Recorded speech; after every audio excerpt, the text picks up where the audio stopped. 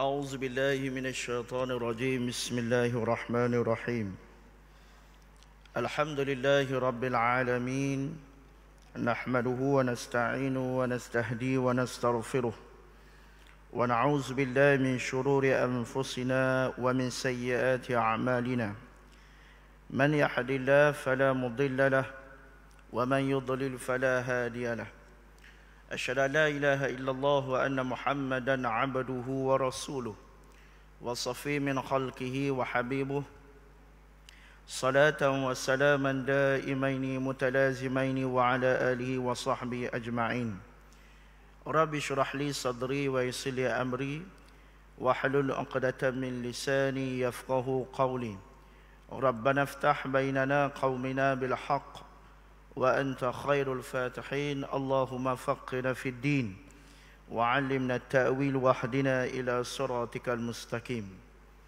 Sidang pendengar yang dirahmati oleh Allah Subhanahu wa taala sekalian. Alhamdulillah, bersyukur kita kepada Allah Subhanahu wa taala. Pada malam ini Allah taala masih lagi memberi kelapangan, masih lagi dipanjangkan usia kita untuk kita terus kekal berada dalam ketaatan kepada Allah Subhanahu wa taala. Seterusnya kita meneruskan lagi usaha untuk mempersiapkan bekalan persiapan keimanan, ketakwaan, keilmuan sebagai persiapan kita untuk bertemu dengan Allah Subhanahu wa taala. Sidang pendengar yang dirahmati oleh Allah Subhanahu wa taala sekalian. Di antara prasyarat utama untuk seseorang itu masuk syurga Allah Subhanahu wa taala, mestilah seseorang itu mempunyai dua teras utama, iaitu yang disebut sebagai hablum minallah wa hablum minan nas. Iaitu seseorang yang ingin masuk syurga mestilah mempunyai hubungan yang baik dengan Allah Subhanahu wa taala. Dengan arti kata mengikut ataupun menjunjung segala perintah Allah Subhanahu wa taala serta meninggalkan apa yang dilarang oleh Allah Subhanahu wa taala. Dan pada masa yang sama, seseorang itu mestilah menjalinkan hubungan yang baik sesama manusia, yang disebut sebagai hablum minan nas, iaitu hubungan sesama manusia. Hubungan dengan Allah Subhanahu wa taala, sebagaimana yang kita sedia maklum, sekiranya seseorang itu berdosa ataupun melakukan kesilapan kepada Allah Subhanahu wa taala, maka ketahuilah Allah Subhanahu wa taala Maha Pengampun dan Maha Penyayang terhadap hamba-hambanya. Maknanya tidak menjadi satu masalah yang besar sekiranya kita berdosa kepada Allah Subhanahu wa taala, dan apabila kita bertaubat, Allah taala insya-Allah akan mengampunkan dosa-dosa kita. Namun tuan-tuan, di sana satu permasalahan yang cukup besar.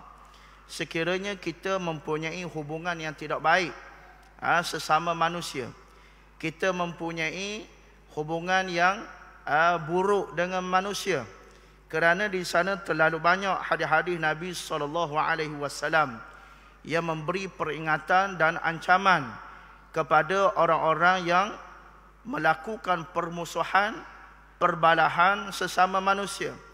Di antaranya hadis yang kita kongsikan pada malam ini, iaitu hadis daripada Abi Ayyub radhiyallahu taala anhu, anna Rasulullah sallallahu alaihi wasallam qala la yahillu lil muslim an yahjura akhahu fawqa salasi layalin yaltaqiyan fayu'ridu haza wa yu'ridu haza wa khairuhuma allazi yabda'u bis salam, muttafaqun alaih. Daripada Abi Ayyub radhiyallahu taala anhu, bahawa Rasulullah sallallahu alaihi wasallam bersabda, tidak halal bagi seorang Islam yang mana tidak bertegur sapa dengan saudaranya lebih daripada 3 malam. Mengikut satu riwayat yang lain, la yahillu lil muslim an yahjura akhahu fawqa salasi ayam. Nabi sebut tidak halal. Maksud tidak halal di sini, maksud mafhum mukhalafah dia adalah perbuatan itu haram. Maksudnya tidak halal bagi seorang muslim yang tidak bertegur sapa dengan saudaranya lebih daripada 3 hari. Tuan-tuan, apakah yang dimaksudkan dengan hujran? Hujran sini maksudnya apa?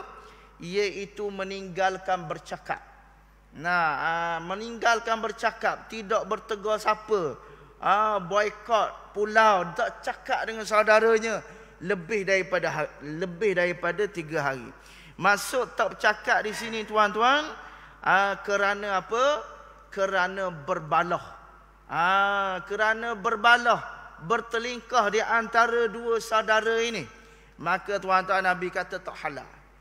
Maksud tak halal sini, perbuatan dia tidak tegur siapa itu, perbuatan itu berdosa. Dan Nabi kata fauqa salasi layalin, selama 3 malam. Maka tuan-tuan, hadis ni nak beri satu ancaman kepada kita, bahawa jangan sesekali kita balah, kita bermusuh, kita tak bertegur siapa dengan saudara kita lebih daripada 3 hari 3 malam.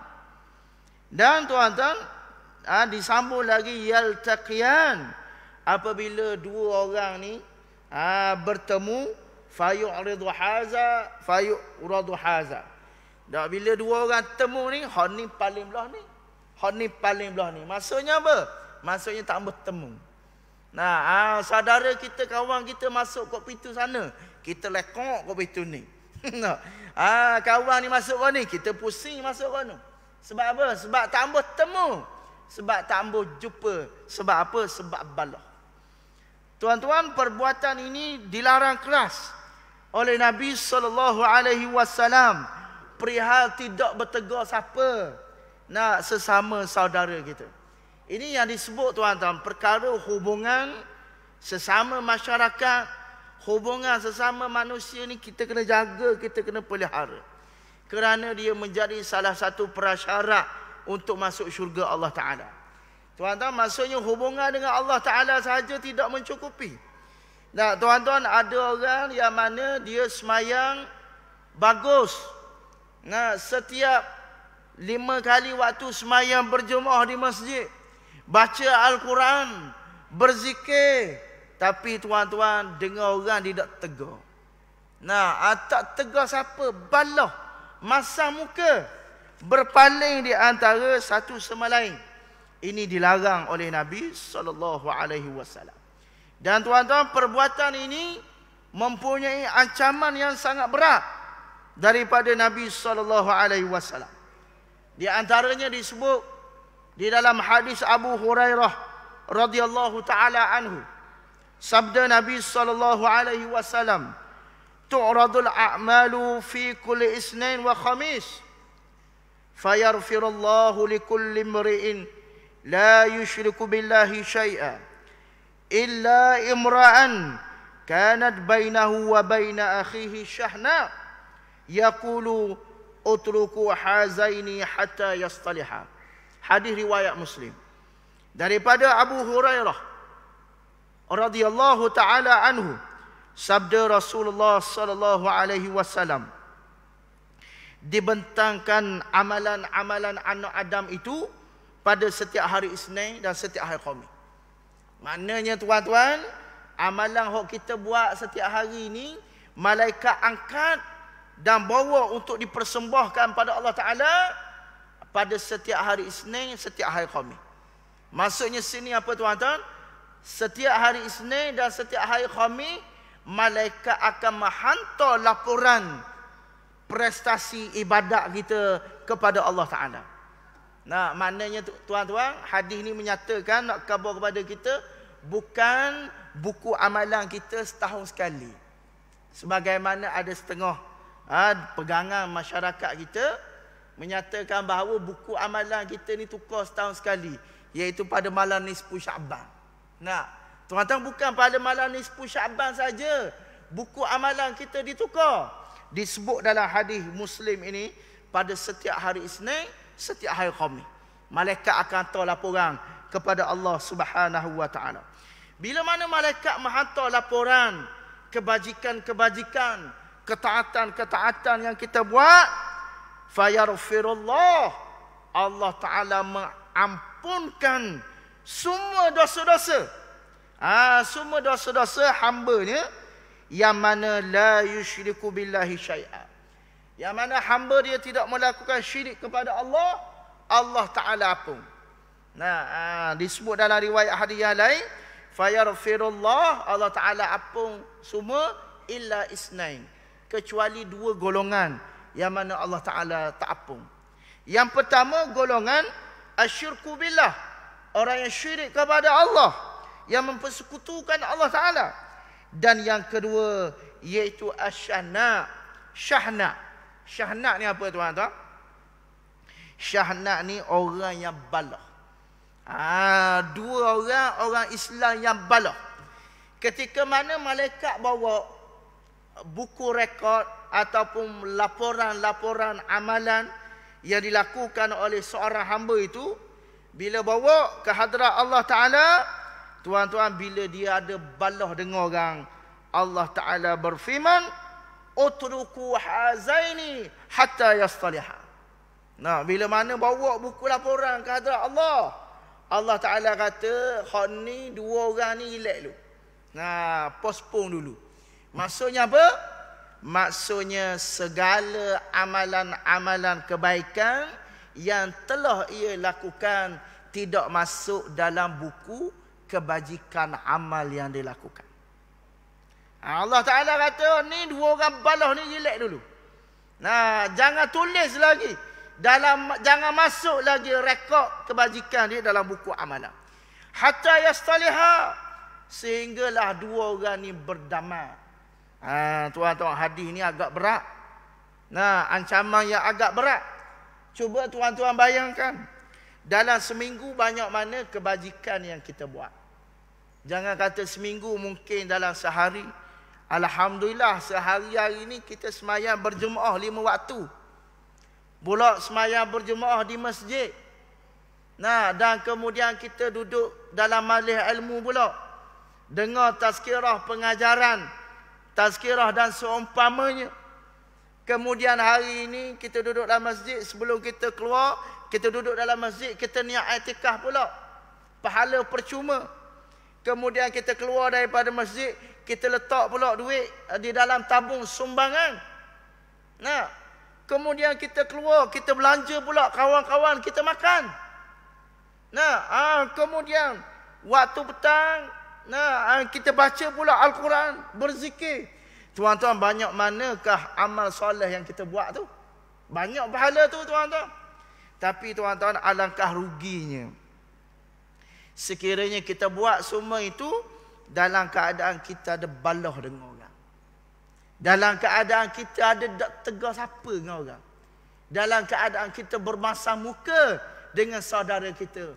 Maka tuan-tuan, semua amalan-amalan yang dia buat tadi, semuanya tergantung. Maksudnya tergantung tu apa?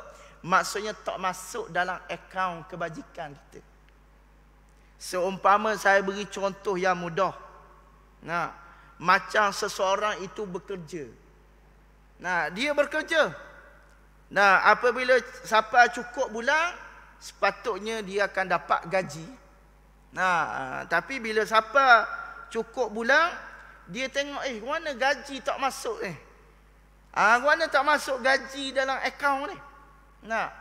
Kemudian bila kita tengok dalam akaun kita tak ada gaji masuk, kita pun pergi jumpa bahagian kewangan. Kita jumpa bos kita. Kita tanya, bos, macam mana gaji saya bulan lain tak masuk ni? Berapa gaji saya tak masuk? Bos kata apa? Bahagian kewangan kata apa? Bahagian kewangan kata, gaji awak ada. Gaji awak ada, tapi kena tahan. Sebab apa? Sebab awak ada melakukan kesilapan dan kesalahan. Awak ada buat benda salah ni dalam kerja awak. Maka sekiranya awak betul balik kerja awak ni, maka insya-Allah gaji awak akan masuk balik. Maka begitu perumpamaannya. Maksudnya dalam hadis ni Nabi kata, orang ni buat amal banyak, tapi sebab dia ada balah dengan orang, tuan-tuan, Allah Ta'ala postpone gaji dia. Allah Ta'ala postpone pahala dia. Hatta yastaliha, sehinggalah dia ni berdamai. Nampak? Cuba tuan-tuan bayangkan. Kalaulah seseorang itu berbalah berlanjutan. Sehingga kadang-kadang makan tahun. Sehingga kadang-kadang makan keturunan. Biasa kita dengar orang Melayu kita ni kalau balah kat tuan-tuan, dia ingat dia sebut siapa 7 keturunan. Nampak? Sedangkan Nabi ajar kita, la yahillu lil muslim ay yahjura akhahu fawqa salasi ayyam. Tidak halal seorang muslim itu tak tegur siapa lebih daripada 3 hari. Maksudnya tuan-tuan, kalau nak balah-balah pun jangan lebih pada 3 hari. Kalau lebih pada 3 hari, maksudnya perbuatan itu berdosa di sisi syarak. Sebab tu tuan-tuan, hubungan sesama manusia ni kena jaga sangat. Hubungan manusia ni kena beraluh. Maksudnya beraluh ni tuan-tuan kena tertib, kena cermat. Percakapan kita kena jaga. Sebelum kita nak cakap, kita nak berucap. Sebelum kita nak berkata-kata, fikir dulu.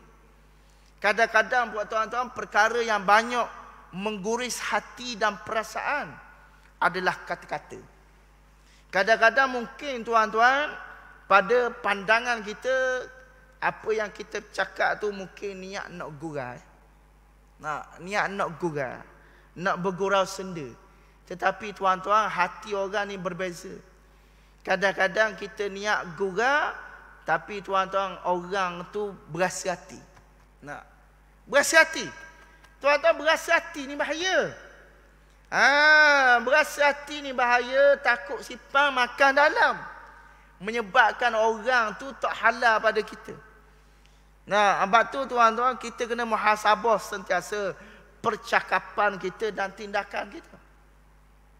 Percakapan dan tindakan kita supaya tidak mengguris hati orang. Apatah lagi hari ini kita melihat ramai di kalangan manusia hari ini, dia berbalah ataupun bersengketa, tidak bertegur sapa pada perkara yang tidak sepatutnya dia berbalah. Kadang-kadang tuan-tuan, hari ni kita tengok ada orang yang tak bertegur sapa. Ada orang masam muka sesama jiran, sesama ahli keluarga, sesama jiran tetangga orang kampung. Kadang-kadang tak tegur masam muka. Bahkan tuan-tuan lebih mendukacitakan. Sekiranya tuan-tuan, hari ni kita tengok ada beberapa tempat. Dia duduk satu kampung. Duduk satu kampung. Tapi tuan-tuan, dia tak semayang masjid kampung dia. Nampak? Tak semayang masjid kampung dia. Hak ni semayang masjid kampung tu. Hak ni semayang masjid kampung tu. Sebab apa tak semayang masjid kampung dia tuan-tuan? Sebab apa? Sebab balah. Balah dengan Tok Imam. Balah dengan Tok Bilal. Balah dengan AJK masjid.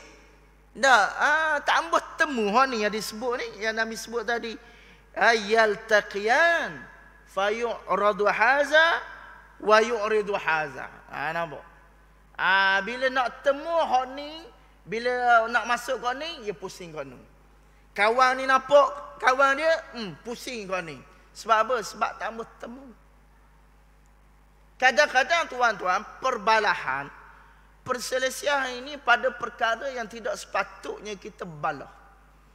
Tuan-tuan, hari ni kita tengok ramai orang balah sebab apa? Sebab berbeza pendapat, berbeza fahaman, berbeza ideologi, berbeza kefahaman.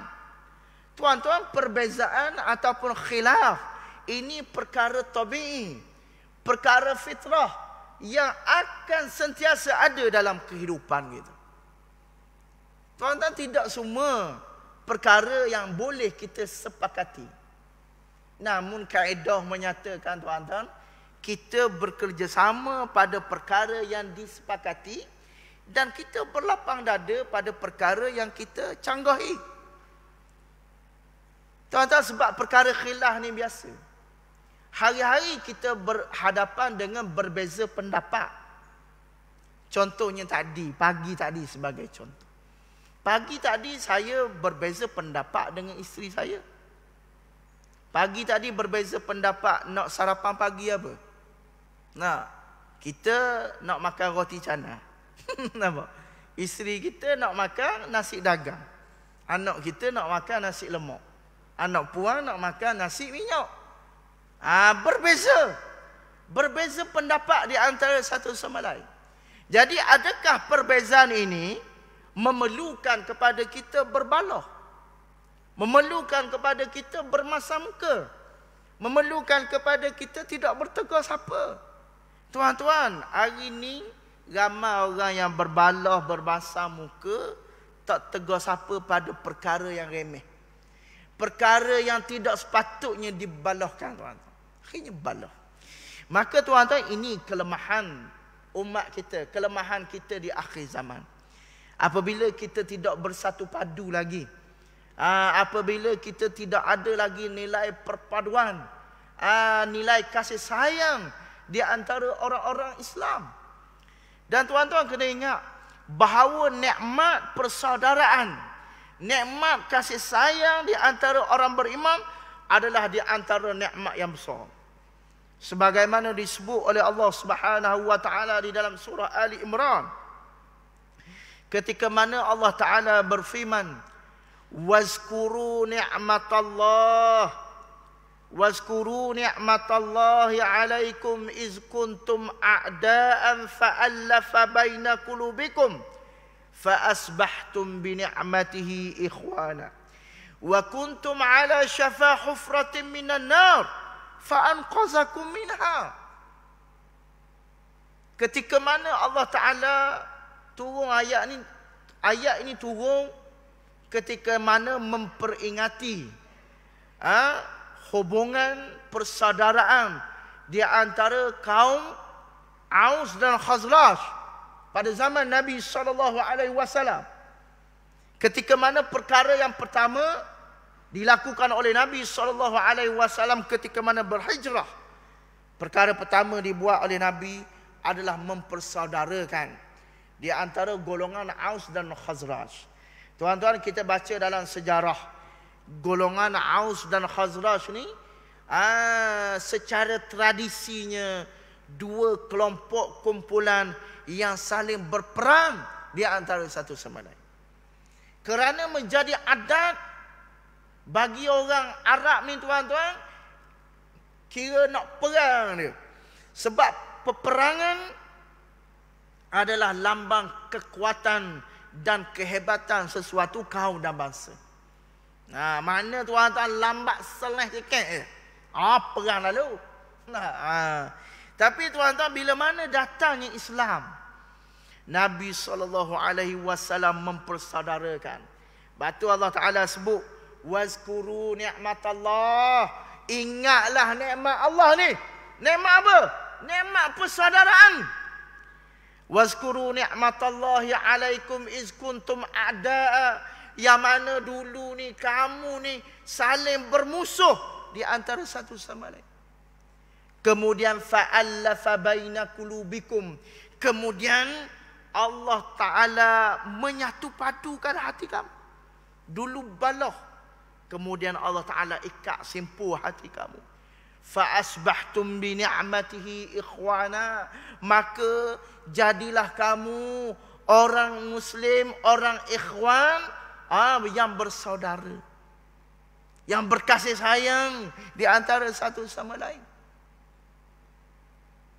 Wa kuntum ala syafa hufratin minan nar. Yang mana tuan-tuan, sebab apa nak kenang nikmat ni? Sebab dulu kamu ni berada di jurang-jurang api neraka. Mana tuan-tuan, dulu disebabkan bala bersengketa, dak tegar ni tuan-tuan, kamu duduk di tepi-tepi jurang neraka. Sikit lagi nak jatuh dalam api neraka. Kemudian Allah Ta'ala kata, fa'anqazakum minha. Tapi kami menyelamatkan kamu. Kami menyelamatkan kamu dengan apa, tuan-tuan? Kami menyelamatkan kamu dengan nikmat Islam, nikmat persaudaraan. Yang mana didatangkan oleh Nabi SAW.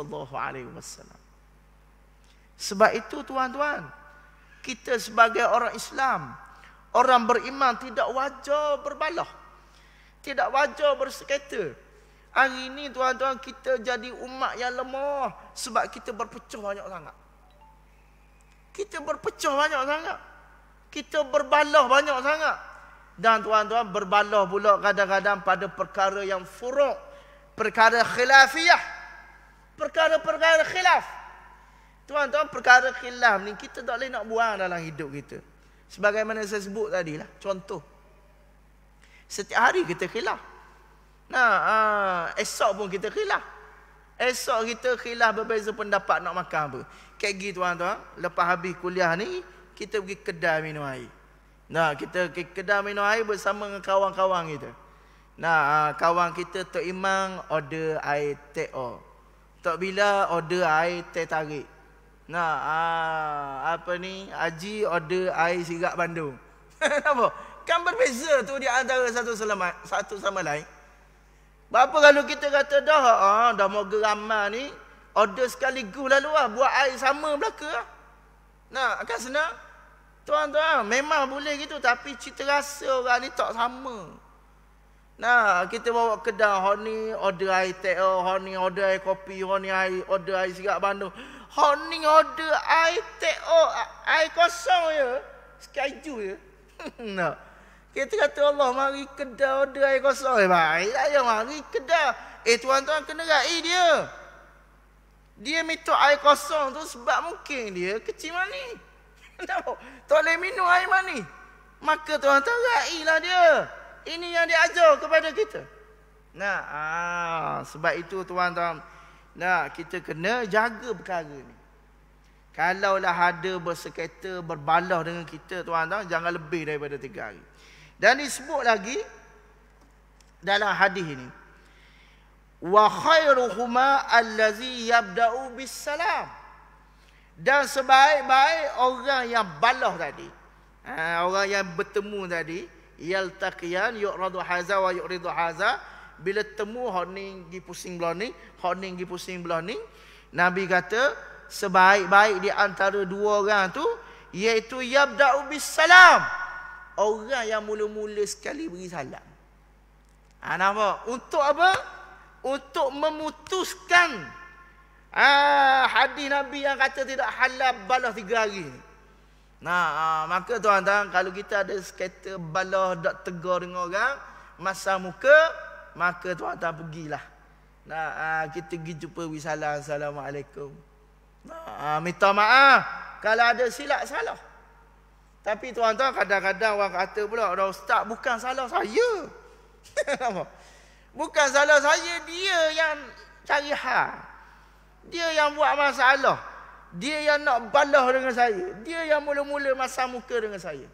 Tuan-tuan, apa salahnya kita menjadi orang mukmin yang berjiwa besar? Orang mukmin yang berjiwa besar, iaitu orang yang memulakan minta maaf. Nampak? Walaupun itu bukan salah kita. Yalah, tak apalah. Biarlah ini bukan salah saya. Saya tahu bukan salah saya. Tapi tak apalah, saya nak minta maaf juga. Ini tanda orang yang berjiwa besar. Sebab apa tuan-tuan? Sebab kita tak membawa beban di hari akhirat. Beban di hari akhirat. Menyebabkan kita dengan sebab hubungan dengan manusia tidak baik ni, menyebabkan perjalanan kita ke syurga jadi sakau. Tuan-tuan, ketahuilah bahawa sebelum seseorang itu dapat masuk ke dalam syurga, setelah mana semua amalan-amalan ditimbang dan dihisap. Maknanya semua timbang belaka dah ni. Boleh dah nak masuk syurga ni. Sebelum masuk syurga tuan-tuan, selepas meniti titian sirat, ini disebut di dalam kitab Aqidah Muslimin. Selepas berjaya melepasi titian sirat, di sana sebelum masuk syurga ada lagi satu tempat yang nama dia disebut sebagai Qantarah. Qantarah ni apa tuan-tuan? Qantarah ni macam R&R lah. Tempat berhenti sekejap sebelum boleh masuk syurga. Qantarah ni adalah satu tempat untuk diselesaikan apa lagi hok tak selesai. Nah, sama ada hubungan dia dengan manusia. Biasa hubungan manusia lah. Sama ada kalau masih ada lagi hutang yang belum berbayar. Nah, tuan-tuan, kita ni bila timbang amal, okay, alhamdulillah, amalan soleh berat. Nah, maknanya boleh masuk syurga dah lah. Berat dan kemudian berjaya melepasi titian sirat. Tapi tuan belum masuk syurga, kena berhenti di Qantarah dulu. Nak tengok ada tak lagi hutang-hutang hok tak bayar. Nah, ada tak lagi hok barang-barang orang hok kita ambil tanpa hak, tanpa benar, nak kita pulang balik. Ada tak lagi hok kita balah dengan orang, hok mana orang tak puas hati dengan kita ataupun kita tak puas hati dengan orang. Nampak? Sebab tu tuan-tuan, kadang-kadang biasa tak kita dengar dalam masyarakat. Dalam masyarakat orang kata, bila seseorang buat jahat pada kita, seseorang buat zalim kepada kita, dia kata tak apa jumpa di hari akhirat Kenapa? Tak apa. Buat jahat benar, buat zalim benar, nanti kita jumpa di hari akhirat. Nampak? Biasa dengar gitu. Tuan-tuan, ini percakapan yang kurang tepat. Sebab apa tuan-tuan? Kalau dia kata gitu, seolah-olah macam dia sengaja nak melambatkan lagi perjalanan dia masuk ke dalam syurga. Maksudnya apa? Dia nak bicara lagi. Dia kata tak apa, jumpa di hari akhirat. Benapa yang kamu buat zalim, kenapa yang kamu nak buat jahat, kita jumpa di hari akhirat. Tuan-tuan, itu tidak betul. Sepatutnya apa tuan-tuan? Kalau boleh kita tak mau jumpa dah dia. Sebab kita nak terus masuk syurga. Tapi kalau kata gitu, seolah jumpa baliklah di Qantarah. Jadi lambat pula masuk dalam syurga. Orang lain masuk syurga belaka dah, kita lambat ni. Sebab apa? Sebab tak selesai lagi ni perbalahan-perbalahan yang ada. Yang mana sama ada perbalahan itu orang berasa hati dengan kita ataupun kita berasa hati dengan orang. Sebab itu tuan-tuan, kita jangan bawa beban di hari akhirat. Nah, selagi mana masih ada hayat hidup kita, sidang pendengar sekalian, selagi masa kita masih ada usia ini, kalau kita ada buat silap dan salah kepada makhluk, maka segera minta halal dan minta maaf. Sekiranya kita ada terambil barang orang, maka hantar pulang balik. Minta halal. Sekiranya kita ada menyakiti hati orang, tersalah mengupak, tersalah mengata, tersalah bergurau yang mengguris hati, maka minta halal. Supaya kita tidak tersakup perjalanan di Qantarah. Ini bahaya. Sebab tu tuan-tuan, saya sebut tadi, inilah dua prasyarat utama untuk seseorang itu boleh masuk ke dalam syurga Allah Subhanahu wa taala. Dan disebut lagi di dalam hadis yang lain, hadis Jabir radhiyallahu taala anhu, bahawa Jabir telah mendengar daripada Rasulullah sallallahu alaihi wasallam bersabda, "Inna syaitan qad ya'isa an ya'budahu musallun fi jaziratil Arab." Nabi sallallahu alaihi wasallam bersabda, sesungguhnya syaitan telah berputus asa untuk disembah oleh orang-orang yang bersolat di Jazirah Arab. Maksudnya apa tuan-tuan? Syaitan ni putus asa dah. Maknanya apa? Putus asa dah nak pujuk orang yang semayang ni sembah dia. Memang tidak akan sembah syaitan. Orang-orang beriman, orang-orang yang bersolat, dia akan sembah Allah Ta'ala. Sama juga macam syaitan tuan-tuan. Syaitan tahu dah.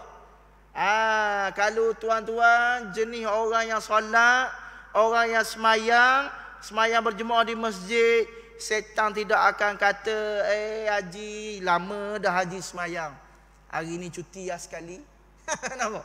Hari ni dah ayah semayang sekali. Syaitan tak akan begitu. Sebab tahu dah kita ni moga ahli semayang. Orang yang solat, orang yang mari masjid sama, semayang berjemaah sama, syaitan tak akan suruh tinggal solat. Tapi syaitan buat macam mana tuan-tuan? Syaitan kata tak apalah, semayang lambat sikit pun tak apa. Nampak? Dia tahu dah orang ni kalau suruh tinggal semayang, dia tak akan tinggal semayang. Tapi syaitan kata tak apalah, semayang lewat sikit pun jadi warna. Nampak? Zuhur banyak lagi. Kita pergi kedai dulu minum air. Nampak? Ini syaitan. Mana tuan-tuan? Syaitan memperdaya dengan melewatkan semayang. Itu satu kejayaan bagi syaitan. Begitu juga dalam hadis ini. Syaitan putus asa dah tuan-tuan. Nak suruh orang yang bersolat ni sembah dia. Orang yang bersolat, orang yang beriman tetap sembah Allah Ta'ala. Tetapi walakin fi tahrishi bainahum. Tetapi syaitan ini masih dapat membuat kerosakan kepada orang-orang Islam. Macam mana? Melalui kerosakan, merosakkan hubungan di antara sesama orang Islam. Ni nak suruh balah. Kalau laki bini, suami isteri, nak suruh balah suami isteri. Kalau adik-beradik, nak suruh balah adik-beradik. Kalau jiran tetangga, nak suruh balah jiran tetangga. Maka tuan-tuan, ini tipu daya ataupun belitan syaitan dalam membawa kita, merosakkan kita, nak merosakkan kita menuju ke neraka Allah Ta'ala. Maka tuan-tuan, pengajaran yang besar, yang penting daripada hadis yang kita bacakan pada malam ini, maka tuan-tuan, jangan kita berbalah, jangan kita bermasam muka, tidak bertegur siapa dengan saudara kita lebih daripada 3 hari.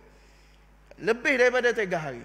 Dan tuan-tuan, sekiranya jika kita ada silap dan salah dalam hubungan kemanusiaan, maka segeralah minta halal, minta maaf, minta ampun, selagi mana kita masih ada hayat di kandung badan, supaya kita tidak membawa beban di hari akhirat yang membawa penyesalan yang besar apabila bertemu ke hadrat Allah Subhanahu wa ta'ala.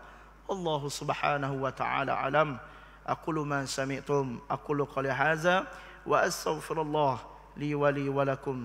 Wassalamu alaikum warahmatullahi ta'ala wabarakatuh.